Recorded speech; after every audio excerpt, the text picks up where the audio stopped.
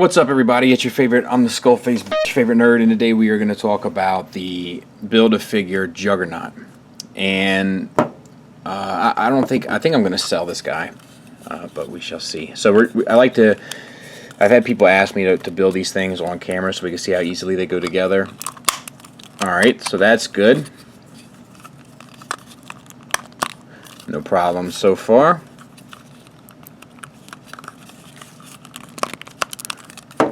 Good to go. Good to go. Good to go. Good to go. Does this separate?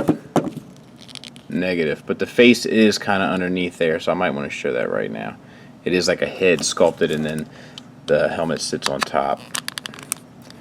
Alright, so it was literally no problem to put together. Before we even get started, I want to do a size comparison because I know that's a big deal. So there he is with movie cap, and I think that's a decent scale. The head, as you saw, is on a ball joint, but it's pretty much it's a ball peg, even though this moves. But I can't really get any. Well, I guess there's a little bit. There's a little bit. So down, up, and then you get the ball joint.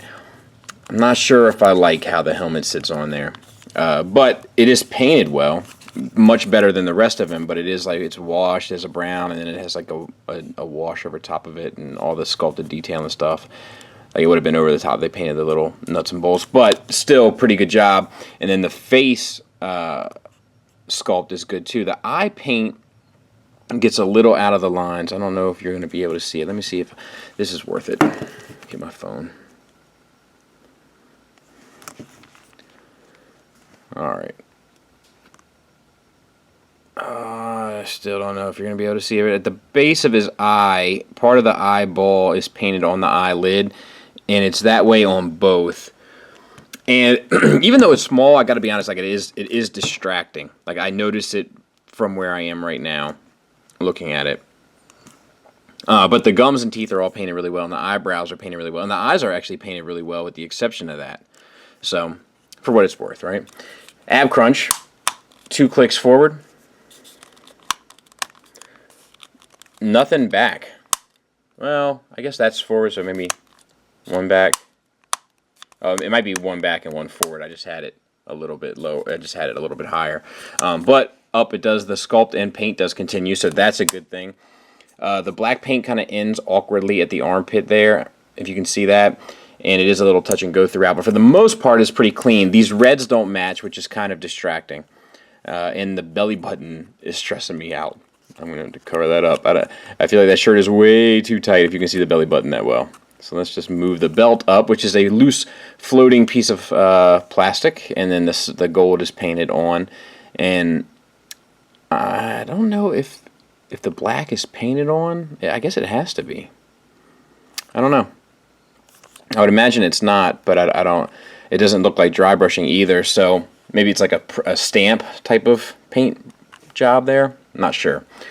We got disc hinge shoulders, get you up to there, and around on a soft ratchet, and you got veins and stuff sculpted in, so that's pretty cool. Bicep swivel. This is a loose floating piece of plastic, but it is painted as well as the helmet is, with the wash on it and everything. Single hinge elbow, which gets you just shy of 90 degrees because of the gauntlet, I think. Yeah. But it is, I think it's enough. We have this discussion all the time. Big, bulky characters, I don't feel like need the full articulation. Like, just enough to get by. And then a wrist swivel, hinge in and out. And then this is sculpted and painted as well. And it's painted as well as this. To be fair, all the veins and stuff in the hands look good. Pretty solid. And then the same on the other side. For the hips, we got T-jointed ball joints, get you out to there. Thigh swivel, built in where the leg connects. And they do this all the time. It's not the worst thing in the world, but the muscles like overlapping top of the other muscles. It does look a little silly sometimes, but it's fine, right? Single hinge knee, get you shy of 90 degrees, maybe 45. And then the texture in the boots is all sculpted. Like, that's part of the mold, and the wrinkles and stuff all look great in the boots. And then you got an ankle tilt up barely, and then a decent tilt back, and then the rocker is built in, and the black on the bottom of the shoes is painted. And that is this fella in a nutshell. Before we get to final thoughts and stuff, Juggernaut is one of those characters where I think it's kind of how you, a lot of it comes down to how you see him. And for me, like, he looks very top heavy to me. Like, I don't feel like his legs are proportionate to the mass of his upper body. Some people might think that that's how they see the character and all that, and I get it. It doesn't work for me, really. Just to keep with the theme of not doing skits for this series and just doing like a little collection showcase, here's my villains shelf, and that is the Select Juggernaut. And I love the paint, I love the size. I don't know, it just does it for me. Bunch of Toy Biz stuff because Marvel hasn't done a whole lot. That's the Marvel Strife, of course, and I think that's a Marvel Mystique, and Marvel Black Queen, or Goblin Queen, or I don't know. I can't keep track of that character. And then Magneto's Marvel, but I think the rest are Toy Biz. But I could be wrong. Either way, a lot of gaps here. Far more gaps in the villains, kind of across the board, with the exception of Spider-Man villains, which there's no shortage of.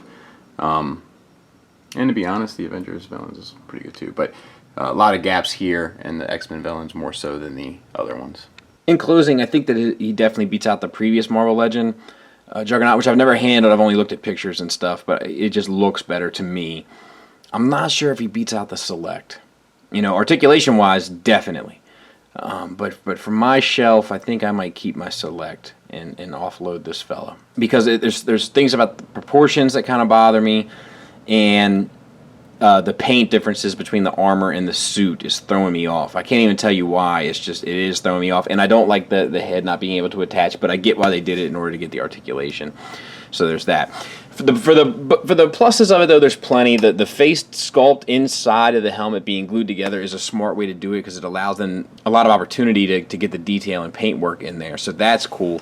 The articulation is definitely there. The materials are good. The sculpt is good. The paint is pretty good, and the likeness is there. So there's no, if you needed a Juggernaut, there's no reason to not use this for your Juggernaut.